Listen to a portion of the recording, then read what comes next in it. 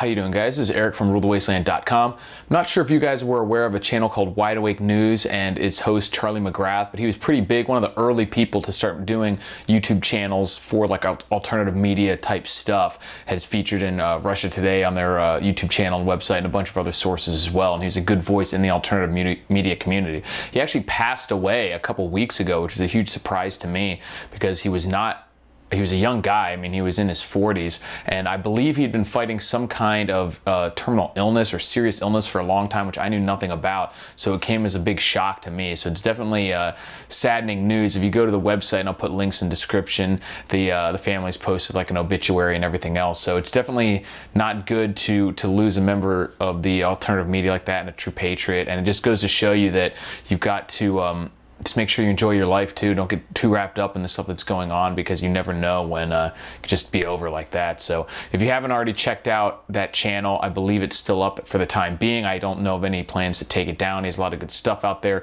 Being a news type channel, some of it's probably dated. You know, if you go to a video 6 or 8 months ago, it may be a little dated, but he was making videos up until a few days before his death. So I would check that out and check out the website as well.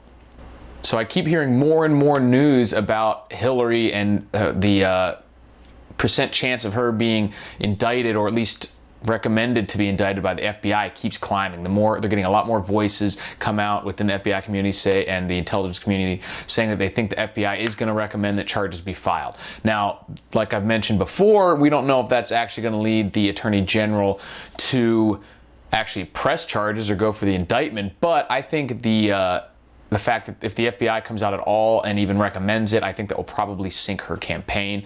We're seeing Bernie Sanders pull up pretty much almost dead even within a lot of polls anyway. So if he already does well in like New Hampshire and Iowa, or if the news comes out before then, I would not be surprised to see her drop out of the race. Now, she has been able to avoid a lot of ridiculous scandals over the years, so it also wouldn't surprise me if she somehow managed to deflect this, but it's getting less and less likely. So I'm really hoping that she has to be held accountable for what she's done over the years, and for even if it's just this one area. Speaking of politicians, obviously on the other side of the political divide with Donald Trump, we see his support is just ever increasing. The latest polls have him over 40%, and Cruz has been suffering lately, dropping a little bit. And we're seeing the former Ben Carson supporters mostly going to Trump, with only a little bit going to Cruz based on the percentages in the polls.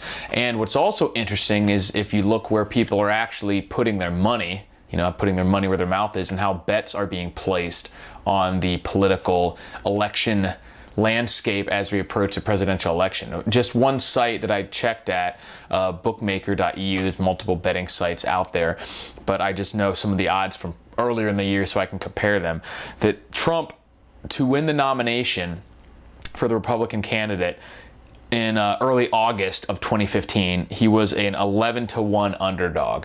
That means if you bet $100 on him to win the nomination at that point, you'll get $1,100 if he wins the nomination now. At this point, if you go on there today, and this is January 26, 2016, on the same website, he is now a plus 111 underdog, which means he is 10 times basically more likely, according to the bookies, to win the nomination. Because now if you bet $100, if he gets the Republican nomination, you only win $111. So it goes from winning $1,100 to $111. So that's a pretty big change in the odds, according to the bookies and the bettors, of Trump winning at least the Republican nomination, not necessarily the presidency. That's a separate bet. And with that one, his chances of winning the presidency in late September were plus 1460. So he was a almost 15-1 underdog to become the president of the United States.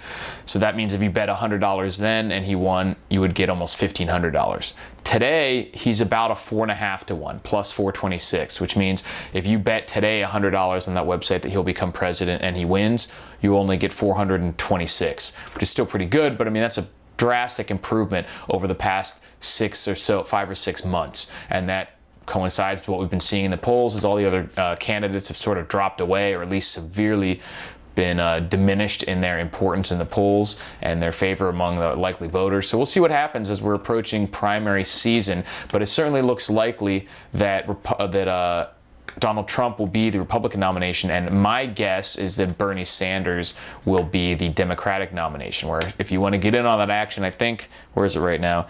I think anyone else getting the nomination for Democratic candidate other than Hillary is about 4.5 to 1 underdog as well right now. So if you put $50 on there, you'd get $200 and something, almost $250.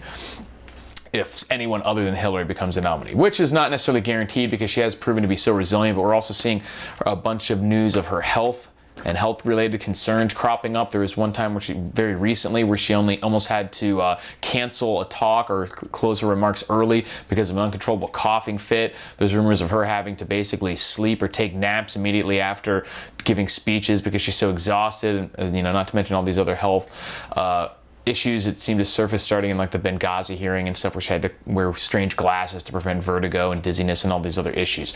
So and Trump is pouncing on this and showing how she's not resilient enough physically to be president or even to complete the campaign. So we'll see. As more of these things mount, maybe the establishment on that side would rather get someone else in there. Who knows? I think they would obviously rather have Hillary because she's someone who's definitely plays ball with them.